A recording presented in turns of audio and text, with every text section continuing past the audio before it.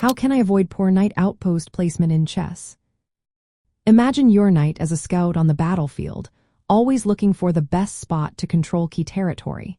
If you place it poorly, it's like sending your scout into the woods with no clear view. To keep your knight safe and effective, focus on putting it on squares in the middle of the board. These central squares give your knight access to many more areas, making it more powerful.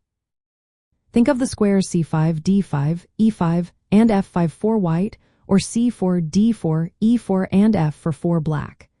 These are often the best spots for a knight to sit and influence the game. But just putting your knight in the center isn't enough. You want to make sure it's supported by your pawns. For example, if your knight is on d5, having a pawn on c4 or e4 helps protect it from enemy attacks.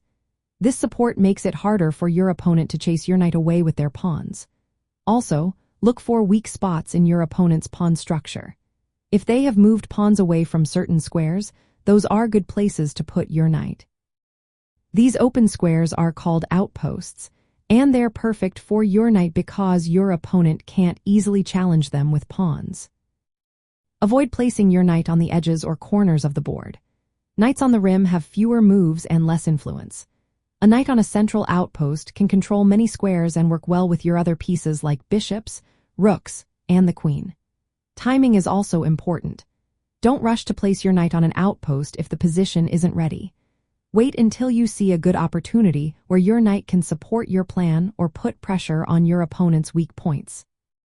Finally, think about your overall piece setup. A knight on a strong outpost can work together with your other pieces to dominate the board. Keep your pawn structure solid so your knight isn't easily chased away. Remember, the goal is to find squares that are protected, hard for your opponent to attack, and strategically important. By doing this, you avoid placing your knight in a poor spot and make it a powerful part of your game plan. Always consider how your pawns and other pieces work together to keep your knight safe and effective.